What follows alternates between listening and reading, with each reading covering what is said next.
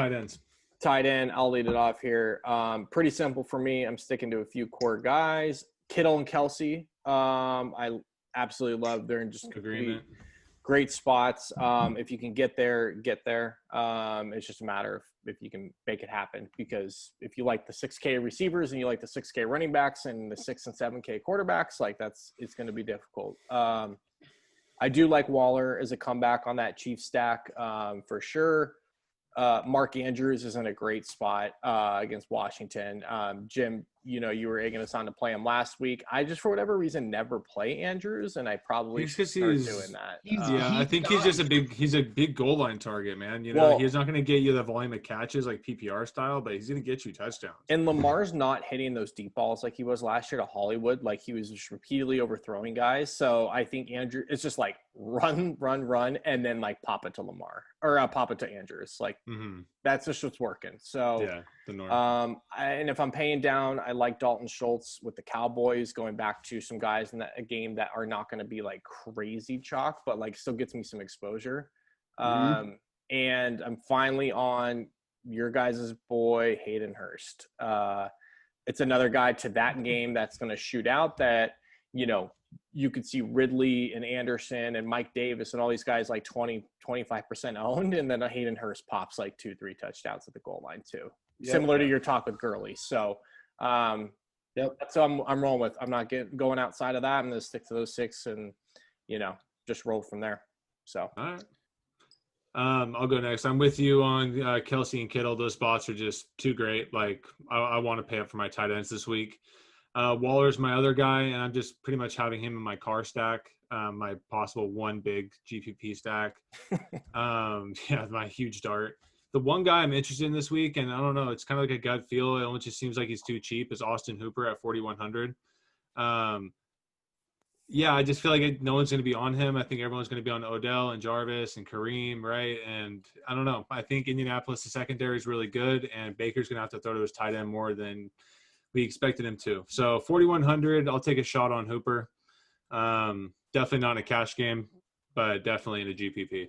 Dude, I think you have a better chance to like score points if you just play Mo Alley Cox, who's like scoring touchdowns. I just don't like that, man, because they keep running. Now they're running Trey Burton out there, and Doyle's healthy again. I just don't like the situation. That's all.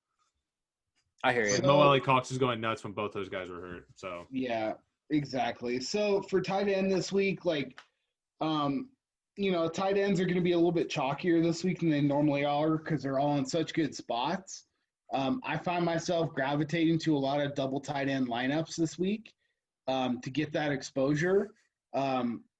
If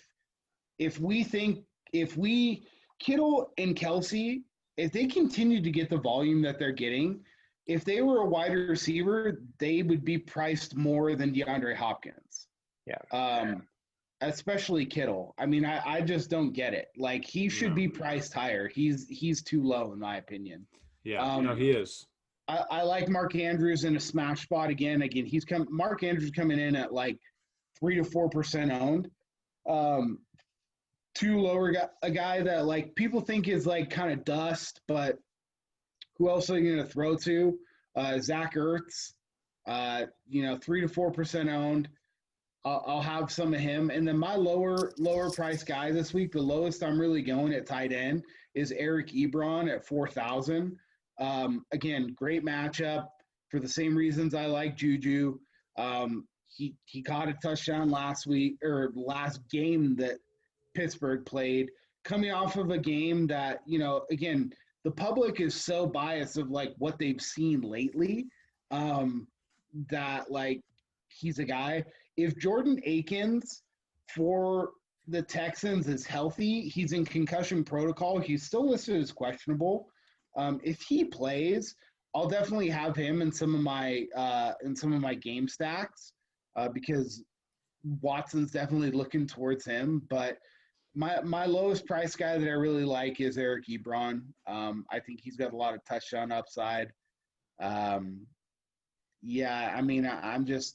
going to find other places to pay way down this week and play guys like Kittle. I'll have a little bit of Ingram, but I mean, Ingram's coming in at almost the same ownership as Kittle. I know he's cheaper, but George Kittle and Evan Ingram, like if I'm forced to play one of those two, I'll just play Kittle and Kelsey over Ingram every day of the week. Yeah, and that's the thing. Again, it comes back to the Giants. That is Danny Dimes even have time to throw the ball to Ingram? Again, Ingram is a fine player, but everything around him is shit. Mhm. I mean, the Giants are so bad that they could legitimately only run 50 to 60 plays this week. Yeah, exactly. So when that happens, so Ingram is priced up and he's at 15% ownership. You're telling me that my 15% owned tight end is only going to get maybe 4 to 5 targets? Like, no, I'll just go to Kittle, who is guaranteed going to get 8 to 9 targets because he's the focal point of the Niners offense at 1% more of ownership. Like, just give me that all day long. Yeah. Cool. Let's